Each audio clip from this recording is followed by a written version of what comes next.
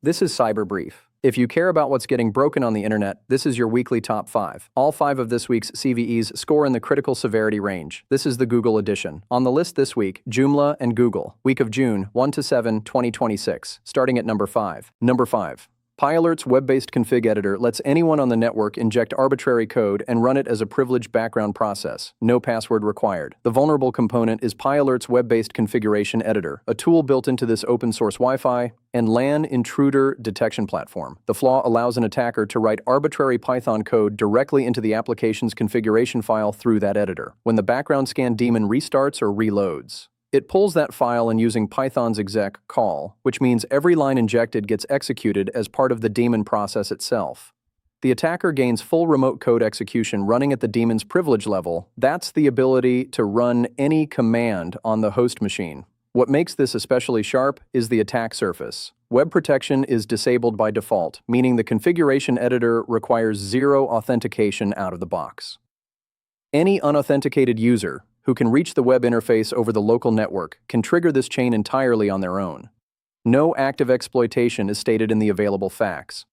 That said, the default configuration ships with web protection turned off, meaning no credentials stand between the open network and a working code execution path. This class of flaw, unauthenticated exec, injection through a writable config file, typically requires only network access to the web interface. No user interaction beyond submitting a crafted request. Apply the vendor's latest security updates and review affected product versions across your inventory.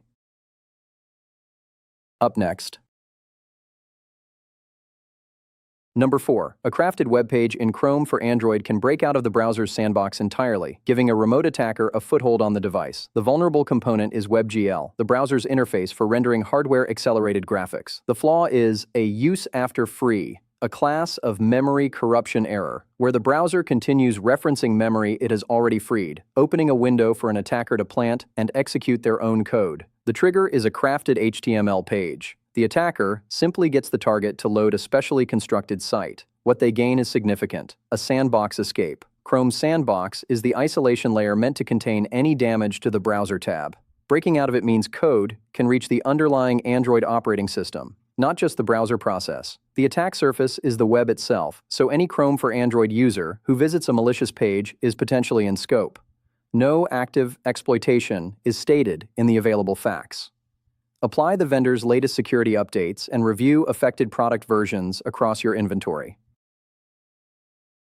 Halfway there. Number 3. A crafted web page is all it takes to potentially break Chrome's sandbox on Android and put the underlying device within reach. The vulnerable component is WebGL, the browser's interface for rendering hardware-accelerated graphics inside web pages.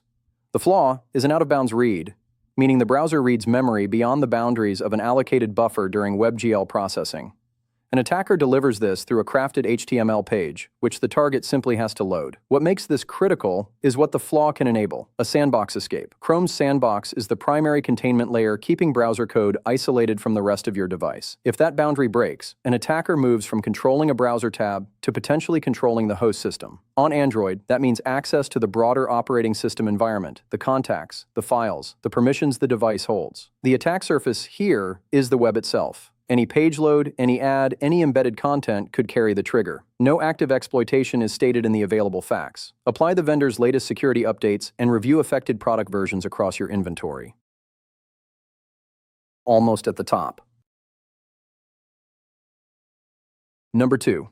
A flaw in Google Chrome's rendering layer lets a remote attacker break out of the browser sandbox with nothing more than a crafted web page. The vulnerable component is Tint, a rendering and color processing layer inside Google Chrome. The flaw stems from an inappropriate implementation within that component, meaning it behaves in a way that violates expected security boundaries. An attacker exploits this by getting a target to load a specially crafted HTML page. That's all it takes. From there, the flaw creates a path to escape Chrome's sandbox, the protective barrier designed to keep browser processes isolated from the underlying operating system. A successful sandbox escape means an attacker can potentially reach beyond the browser itself, gaining footholds at the host level that the sandbox was specifically designed to prevent. Any system running Chrome prior to version 148.0.777.8.2.16 is within scope. Since the trigger is a web page, the attack surface is as wide as the open internet. No active exploitation is stated in the available facts. That said, sandbox escapes triggered by crafted web pages require no special privileges. No software installed beyond the browser itself. A passive browsing session is all the exposure a target needs. This class of flaw is considered severe precisely because the delivery mechanism is frictionless, and the payoff, breaking out of the browser sandbox, gives an attacker access well beyond what the browser should ever reach. Apply the vendor's latest security updates and review affected product versions across your inventory.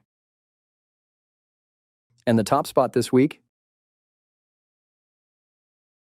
Number 1. A broken access check in Joomla's user management web service could allow an attacker to escalate privileges through an improper access check, with the scope depending on the privileges and configuration of the affected deployment. The vulnerable component is the COM users group editing web service endpoint inside Joomla's core platform. The flaw is an improper access check, meaning the endpoint does not correctly verify whether the requesting party has permission to perform group editing operations.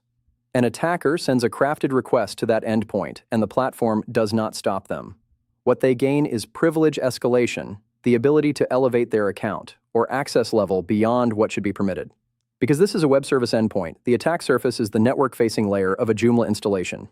Any site exposing this endpoint is potentially reachable. The flaw does not require the attacker to hold administrative credentials going in, which is what pushes the severity score into the critical range. The outcome is full control over user group assignments, which can cascade into broader site compromise. No active exploitation is stated in the available facts. That said, depending on deployment configuration, web service endpoints and content management systems may be internet-facing, which could increase the reachability of this flaw for remote attackers.